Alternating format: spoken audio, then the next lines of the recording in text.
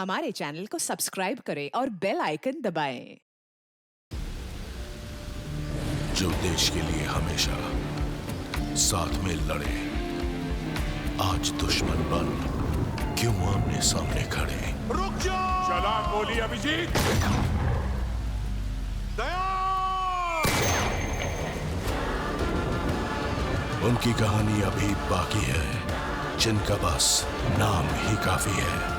CID वापस आ रहा है सोनी एंटरटेनमेंट टेलीविजन पर।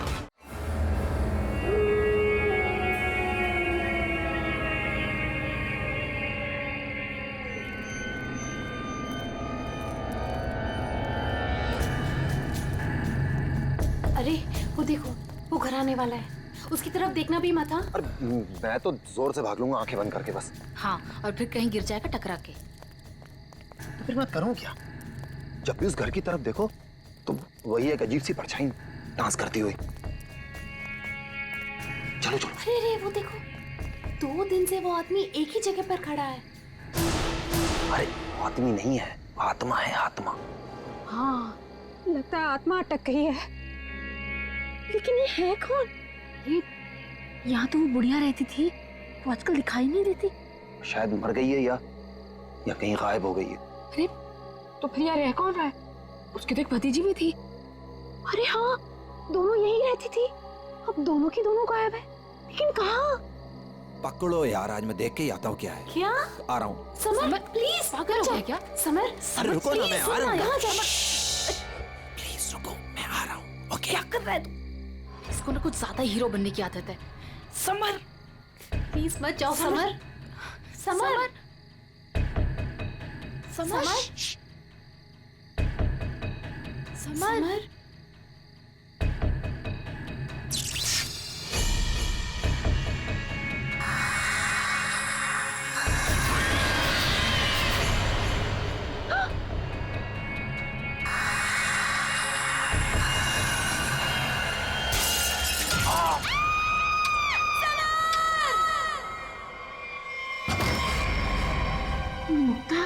क्या हुआ बेटा?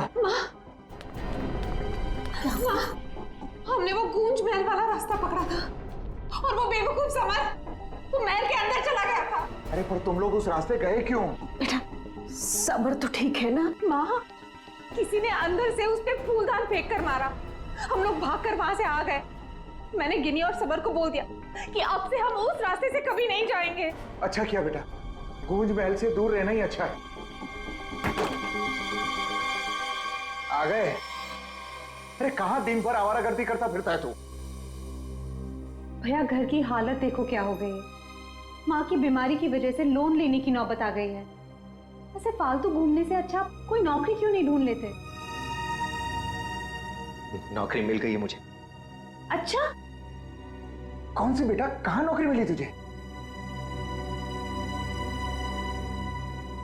भैया कहाँ मिली है नौकरी? जवाब दो। गूंज महल में।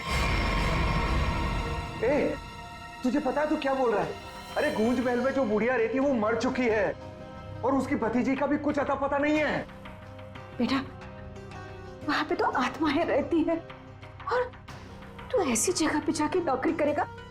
नहीं नहीं, तुझे वहां जाने की कोई जरूरत नहीं है।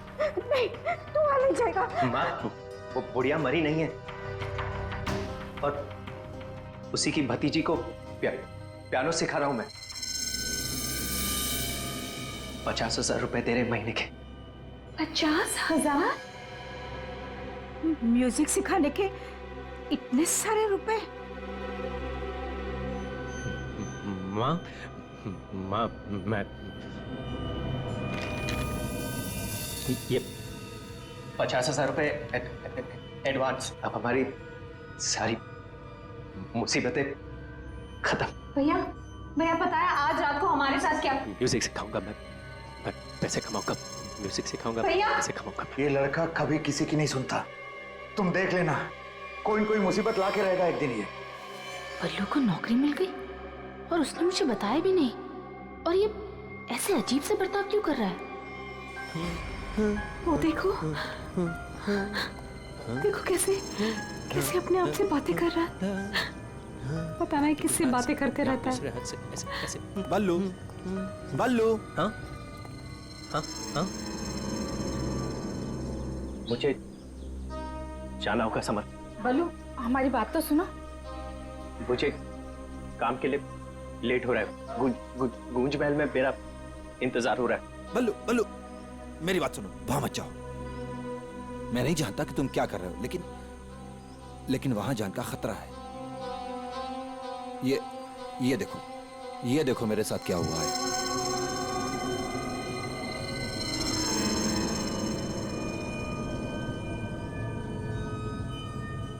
क्या हुआ? कल गूंज महल में एक औरत ने मुझ पर हमला किया। नहीं, ऐसा नहीं हो सकता। वहां तो सरिता आंटी और उनकी भतीजी ईशा रहती है। वो बहुत अच्छे लोग हैं, ऐसा नहीं कर सकते। मुझे लेट हो रहा है, मुझे जाना होगा। अरे भैया मत जाओ, वहाँ खतरा है भैया।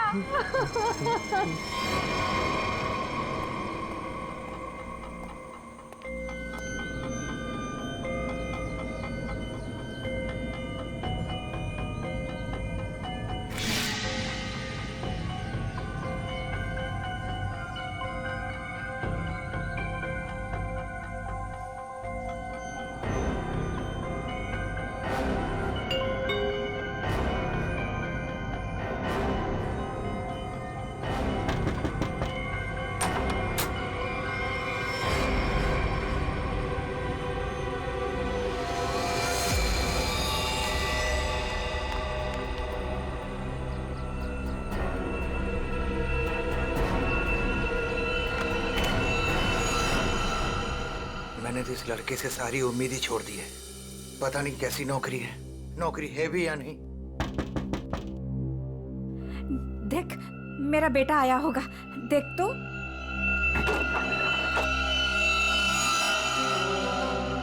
भैया, भैया,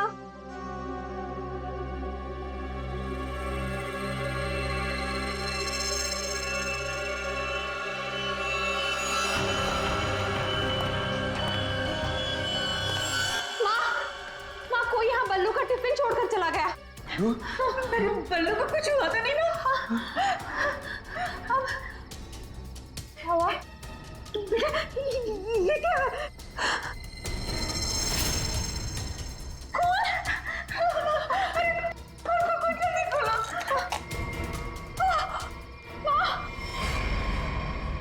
ये है वो गूंज महल जहाँ पे आपका बेटा बलविंदर यानी बल्लू कल आया था और उसके बाद से वो वापस नहीं आया।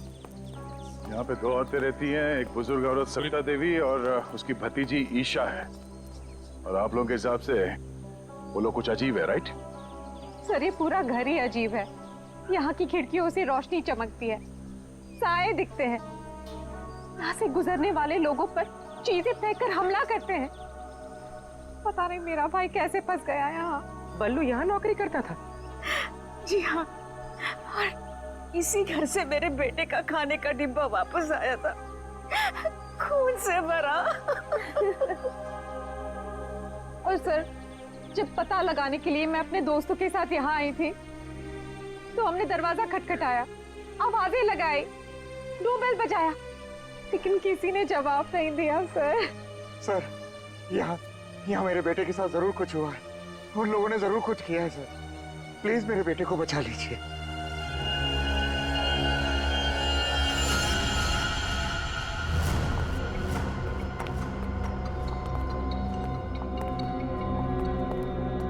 कोई है? क्या तो कोई दिख नहीं रहा? आत्मा कहाँ दिखाई देती है सर, सीधी अटैक करती है। सर, यहाँ पर बल्लू, सरिता और ईशा, इनमें से कोई होना ही चाहिए। सरिता जी हैं भी या नहीं किसी को कुछ नहीं पता सर। लोग तो यहाँ तक कह रहे हैं कि सरिता जी की मौत हो चुकी है। यहाँ हुआ तो है कुछ।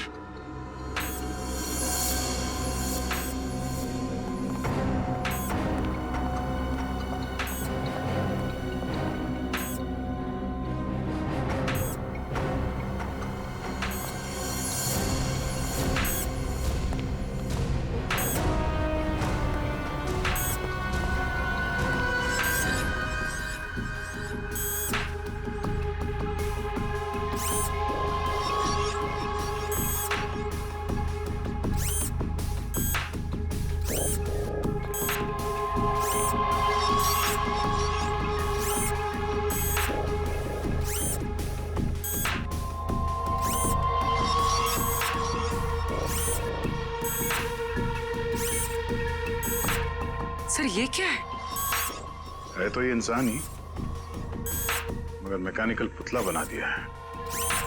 खुद ताली बजा रहा है।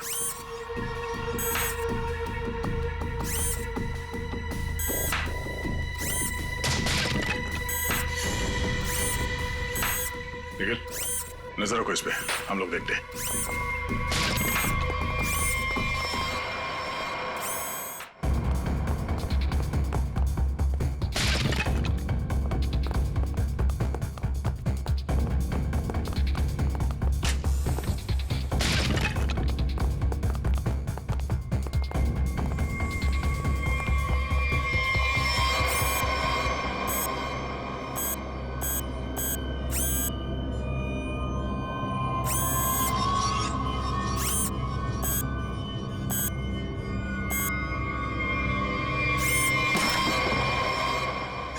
ये क्या है?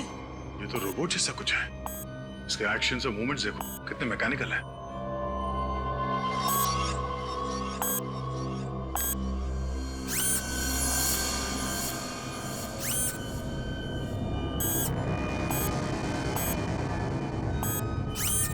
सर ये यहाँ आए कैसे और इन्हें रोकेंगे कैसे?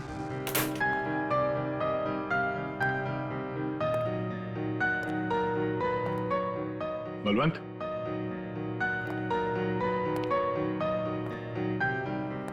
बल्लू, बल्लू,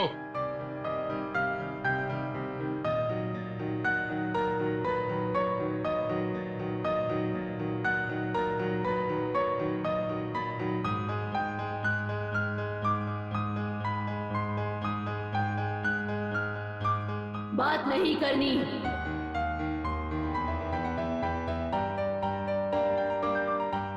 मैंने कहा ना, बात नहीं करनी।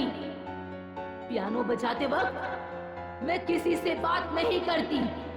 मुझे गुस्सा आता है और फिर मैं सबको मार देती हूँ, मार देती हूँ।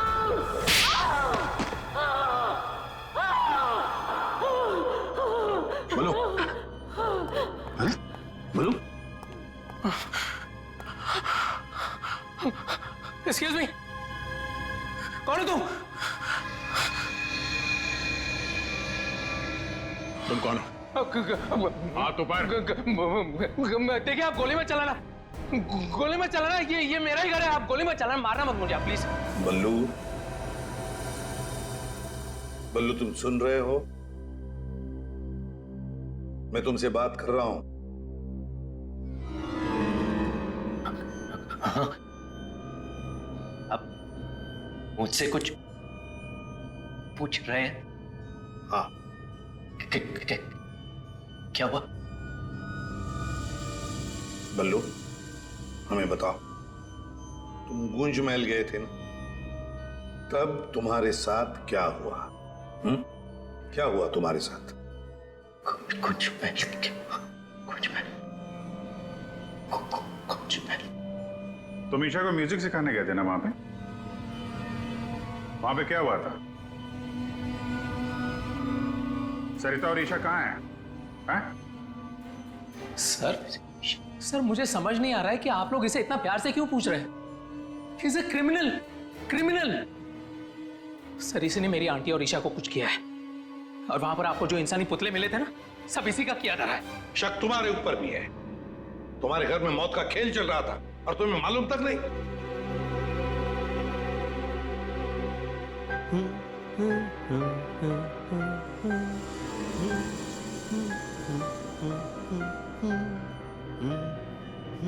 सचिन, वो फोटोग्राफ दिखाओ।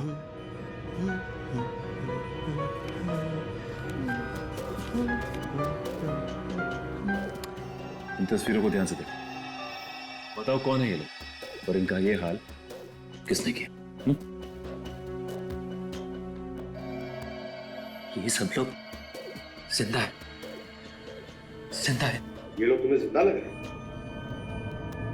हाँ हाँ, जिंदा जिंदा। मुझे बताया गया था कि ये रिश्तेदार हैं और म्यूजिक सुन रहे। ये झूठ बोल रहा है सर, इनमें से कोई मेरा रिश्तेदार नहीं है। सर ये ड्रामा कर रहा है, सबको मार दिया और अब क्या बकवास कर रही है? तुम्हें चाय के लिए कहा था ना, चाय किधर है? हाँ? ये ईशा कुछ बोल क्यों नहीं रही? ये अकेला क्यों ताली बजा रहा है? हाँ? मम्मी को बोल देता हूं, रुकूं या भाग जाऊं? कितना बड़ा और डरावना घर है। सर आप मेरी बात सुनिए सर, ये पूरा का पूरा पागल हो चुका है। Is a psycho killer. Bablu क्या हुआ था कल जब तुम ईशा को म्यूजिक सिखाने गए थे? कुछ याद है वहां पे क्या हुआ था? हा? क्या हुआ था वहां पे? चाय चाय पिलाई थी उसने। हाँ बराबर। चाय चाय चाय। तो फिर ईशा कहाँ गई? बल्लू,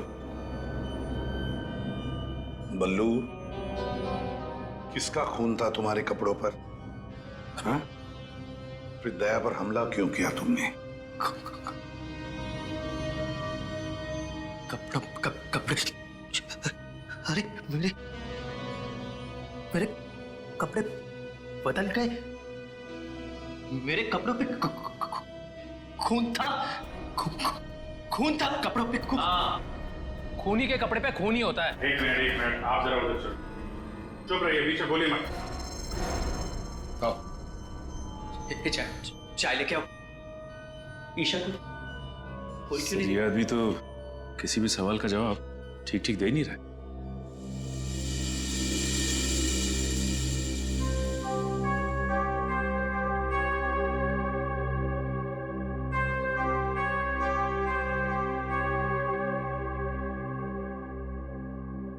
अभिजीत, इस बल्लू की मेडिकल जांच करवाते हैं, पता तो चले ड्रामा कर रहा है या वाकई इसके दिमाग के साथ कोई प्रॉब्लम है।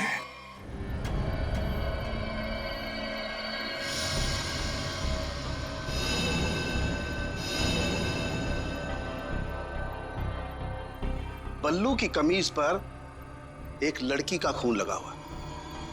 इस कमीज पर जो खून लगा है लड़की का है, ये मैंने पता लगा लिया है। ये रही उसकी डीएनए रिपोर्ट। अब मैं आपसे सिर्फ ये जानना चाहता हूं कि ये जो लड़की मरी है ये कौन है और इसे किसने मारा?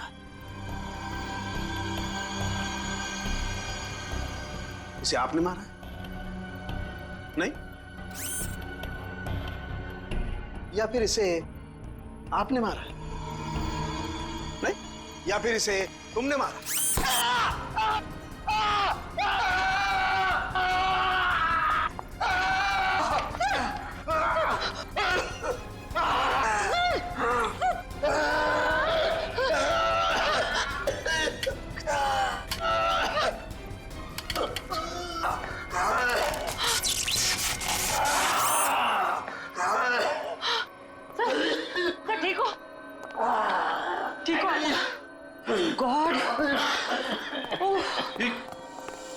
क्या हुआ?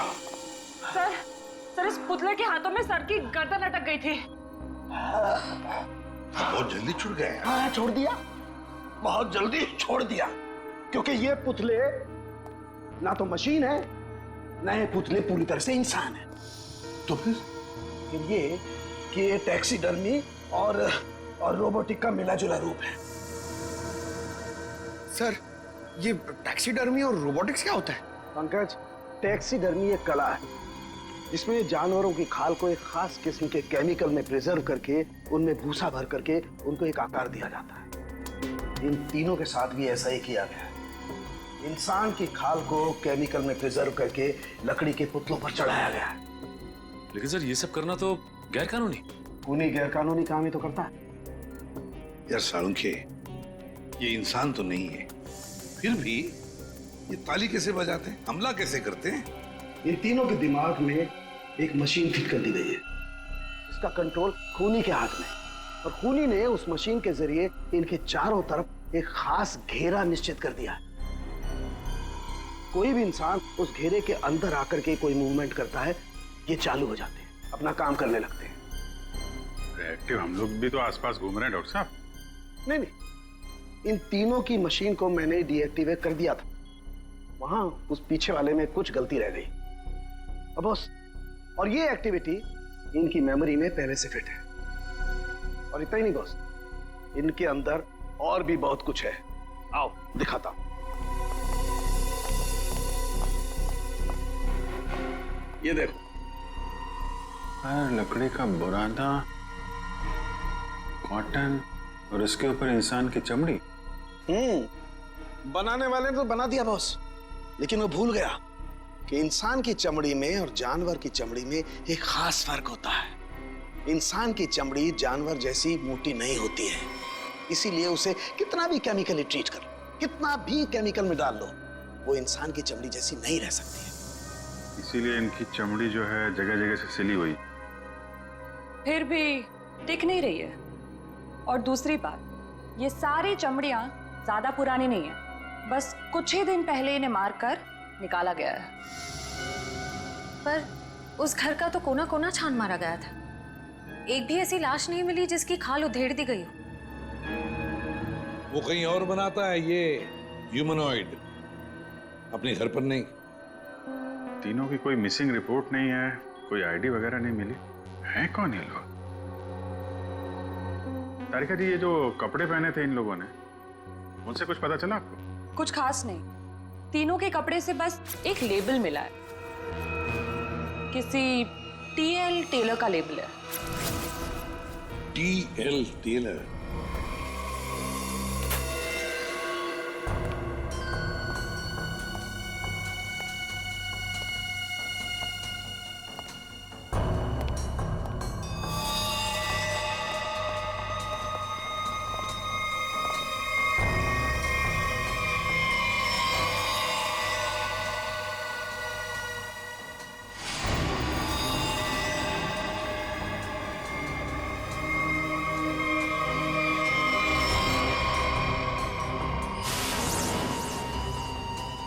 चाकू मारा कैसे?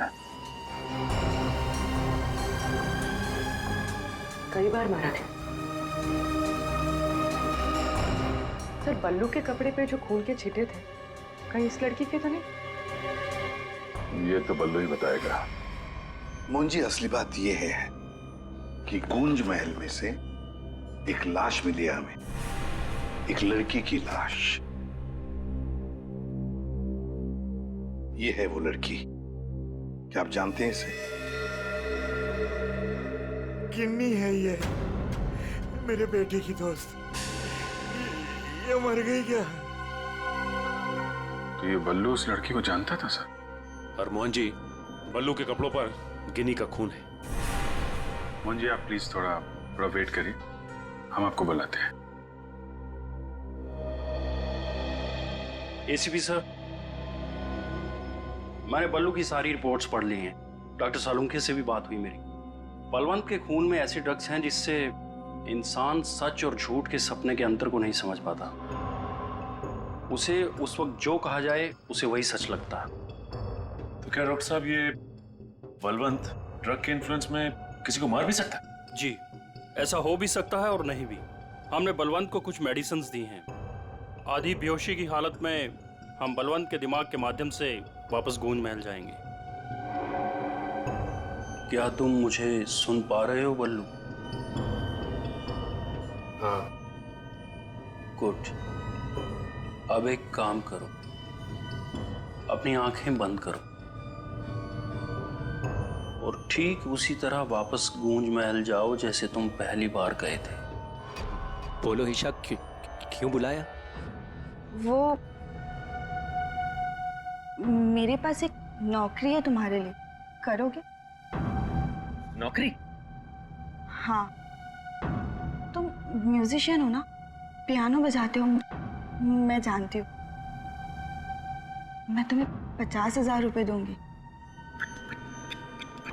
50,000? हाँ, अब तुम यहाँ बैठो, कहीं जाना मत, मैं तुम्हारे लिए चाय बना के लाती हूँ, ठीक है? यही बैठना। चाय नहीं चाहिए ईशा, सुनो।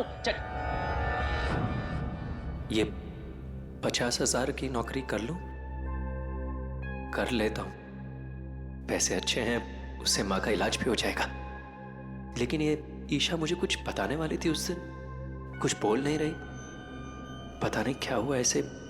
और ये घर भी थोड़ा सा अजीब लग रहा है, कहीं ईशा कोई मुसीबत में तो नहीं है?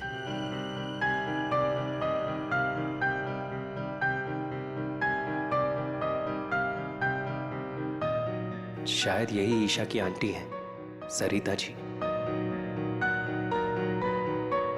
Excuse me ma'am. हेलो। अच्छी ट्यून है।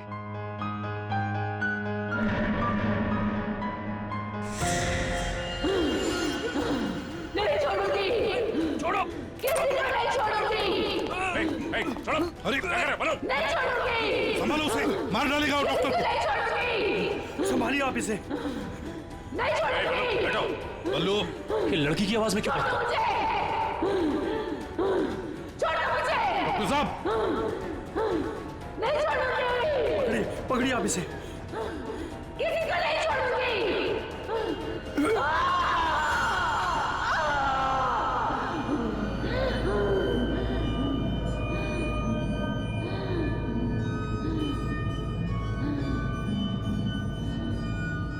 नहीं छोड़ूंगी, अब किसी को नहीं छोड़ूंगी। पुतला बना दिया, परेशान कर दूंगी। बची हुई बॉडीज मछलियों को खिला दूंगी।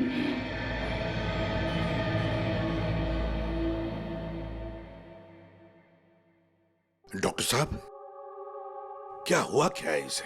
हाँ? ये से अचानक से औरत की आवाज में क्यों बात करता है? जब तक बल्लू पियानो तक नहीं पहुंचा था तब तक ये ठीक था, लेकिन जैसे ही इसके दिमाग में पियानो की आवाज सुनाई दी, ये कोई और बन गया।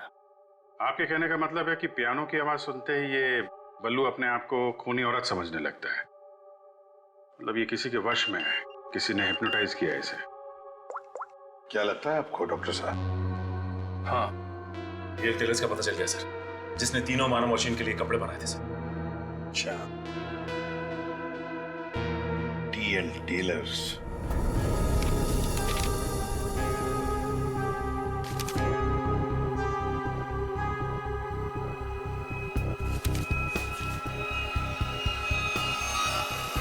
साहब जी। हाँ, अभी आया। देखिए सर, ये ऑर्डर एलपी प्रोडक्शन का है। 19 दिसंबर 2015 को कपड़ा दिया था और 1 जनवरी 2016 को 5 कॉस्ट्यूम और नाप भी है, और ऑर्डर देने वाली का नाम भी है, रॉबी का, और फोन नंबर भी है सर। 91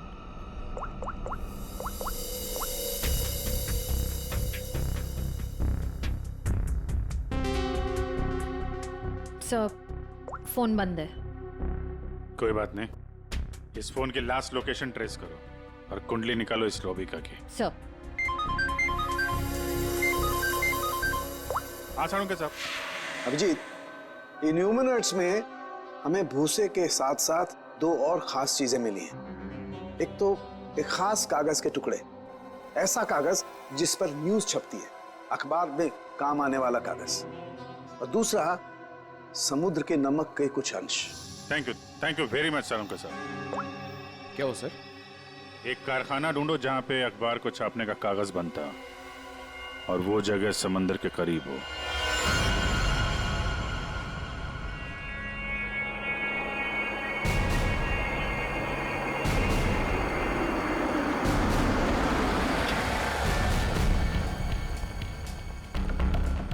समंदर के किनारे पेपर मिल, और वो भी बंद पड़ी हुई।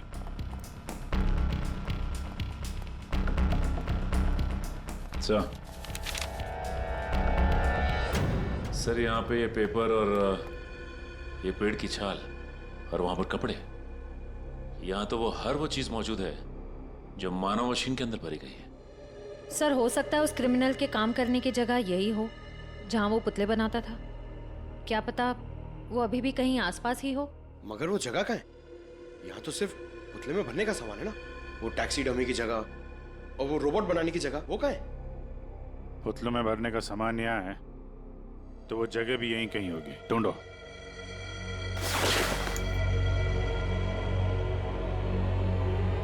सर!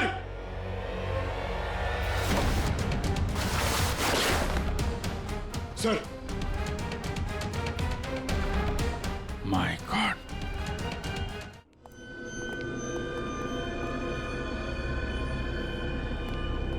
तो ये वो जगह है जहां पे ह्यूमन मशीन बनाई जा रही है।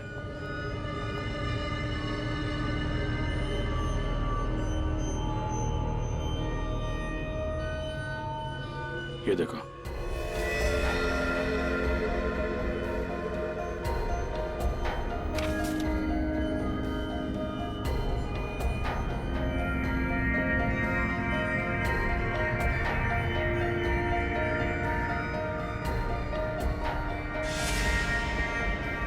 पूरा मैकेनिज्म है यहाँ पे।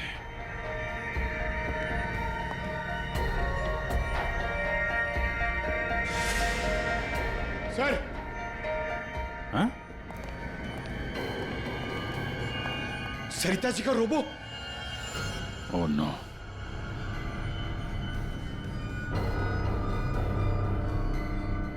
सर जल्दी आइए। सर, ईशा, सर खूनी ने इसका सारा खून निकाल दिया। इसकी सांसें भी बहुत धीमी चल रही हैं। इसको हॉस्पिटल लेके चलो जल्दी। एम्बुलेंस को फोन करो। हेलो। सरिता को तो उसने रोबोट बना दिया, अब इसका भी वो हल करने वाला था। सर, रोबिका की लोकेशन का पता चल गया। आज तो हद हो गई। कब से वैनिटी में इंतजार कर रही हूँ। कोई मुझे सीन समझाएगा या फिर मैं पैकअप अनाउंस कर दूं। काजल, काजल, कहाँ हो तुम? नहीं चाहिए मुझे। काजल! सॉरी रोबिका मैडम, एक्चुअली वो स्क्रिप्ट में थोड़ा सा चेंज हुआ है। व्हाट? सीन में चेंज हुआ है? लास्ट मिनट में डायलॉग्स कैसे याद करूंगी? एनीवे, स्क्रिप्ट दो। मैम, एक्चुअली जो सीन होने वाला है ना, वो स्क्रिप्ट आपके को स्टार के पास है। How can you do this? तुमने स्क्रिप्ट मुझसे पहले को स्टार को दे दी। तुम जानती हो ना मैं कौन हूँ। शो क्विट कर दूंगी 1 मिनट में। टीआरपी नीचे और शो बंद। बोलो, क्विट करूं? एनीवे, कहाँ है वो को स्टार? मैम, वहाँ आपका नया को स्टार आपका वेट कर रहा है। ओके, अभी मजा चखाती हूँ उसको।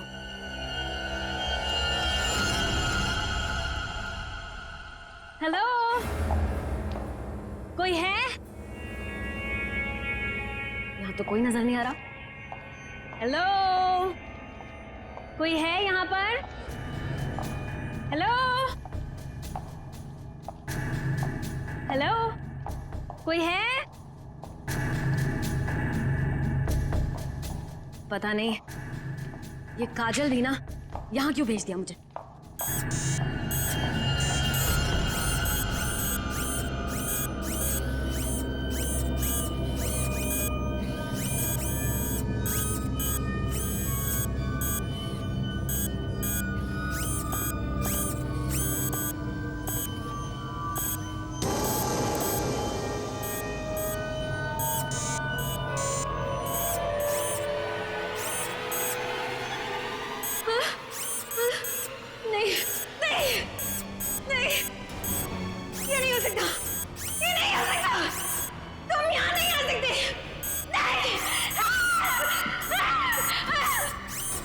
Hello miss Rubika.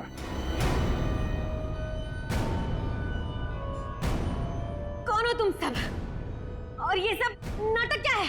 हमें छोड़िए, आप ये बताइए कि आपने ऐसा क्यों कहा कि ये यहाँ नहीं आ सकते? आप जानती हैं ना? वो मैं डर गई थी, इसीलिए मेरे मुंह से कुछ भी निकल गया। सच बोलिए, सीआईडी से हम लोग। सीआईडी? जी हाँ। इन मशीनी मानव के पीछे क्या कहानी है? कौन है वो 3 लोग जिन्हें तुमने इस हालत में पहुंचा दिया? ईशा और सरिता के साथ क्यों किया तुमने ऐसा? मैं सामने जरूर हूं, लेकिन इसके पीछे दिमाग किसी और का है। किसका है? लेकिन सर, आपने हम सबको यहाँ क्यों बुलाया है? हाँ सर, मेरी समझ में ये नहीं आ रहा है कि आप लोग किस किस को पकड़ेंगे। कभी बल्लू पर शक, कभी हम लोगों से पूछताछ। आखिर आप लोग चाहते क्या है ना? कुछ तो बताइए सर, ये सब किसने किया है? सारे सवालों का जवाब मिल जाएगा, लेकिन यहां आप लोगों को बुलाया है एक कहानी सुनाने के लिए। कहानी? जी हाँ, कहानी। कहानी एक इंसान की जिसका दिमाग बड़ा शातिर था। उसके दिमाग में एक प्लान पल रहा था, लोगों को मारना, फिर रोबोटिक्स और टैक्सीडर्मी के जरिए उन्हें वापस जिंदा करना।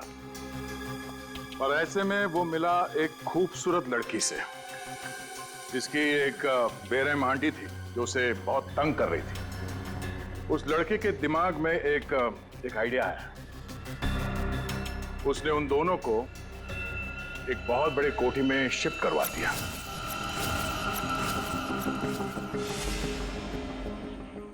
Thank you so much. और फिर उस लड़के ने उस सुंदर सी लड़की को पहला झटका दे ही दिया। उसने उस लड़की की आंटी को मार डाला इसी घर में। इस तरह लड़की की आंटी बन गई इस लड़के का पहला कामयाब आविष्कार। उसके बाद में उसने कुछ लोगों को और भी अपने एक्सपेरिमेंट का निशाना बना दिया। और हैरानी की बात यह है कि वो सब उसके वो दोस्त और कलीग्स थे जो उसके साथ विदेश में काम करते थे। अब हुआ ये कि ये लड़की इस लड़के से बहुत डरने लगी और फिर उससे बचने के लिए उसने अपने और एक दोस्त की मदद मांगी। ऐसे रो मत, मैं हेल्प करूंगा तुम्हारी। तुम बताओ क्या करना है। और जब खूनी को ये बात पता चली तो बहुत भड़क गया। प्लीज मुझे मत मारो, मुझे छोड़ दो प्लीज। उसने उस लड़की को कैद कर लिया और उसके दोस्त को बेवकूफ बनाया। उसने उसे ये एहसास दिलाया कि ये सब कुछ जो हो रहा है वो उसी की वजह से हो रहा है। तो तुम जैसा बोलोगे मैं वैसा करूंगी, प्लीज मुझे जाने दो। और उस बेचारी लड़की ने अपने मददगार दोस्त के चाय में ड्रग मिलाकर उसे हिप्नोटाइज करना शुरू कर दिया। मैं जैसा बोलूंगी तुम वैसा ही करोगे, मेरी हर बात मानोगे तुम, है ना? दिलचस्प कहानी। सर ये कहानी तो इस घर की और बल्लू की है। हाँ, सरिता, ईशा और उस खूनी की कहानी है ये। लेकिन सर, वो खूनी कौन है? वही तो, खूनी कौन है कौन खूनी?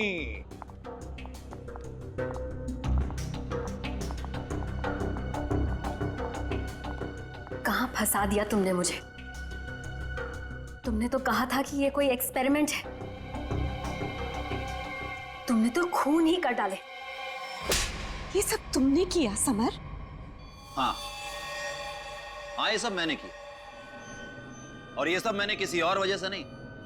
ये सब मैंने सिर्फ इसलिए किया क्योंकि मैं चाहता हूं कि साइंस की दुनिया में मेरा नाम सुनहरे अक्षरों में लिखा जाए और कि मेरे इतने बड़े एक्सपेरिमेंट को वो लड़की, वो ईशा बर्बाद कर देना चाहती थी। और इसके लिए उसने उस बल्लू से मदद भी मांगी। और तुमने बल्लू के चाय में वो ड्रग मिलाकर उसके दिमाग में ये बात बिठा दी कि वो एक औरत है और उसे लोगों को मारना है।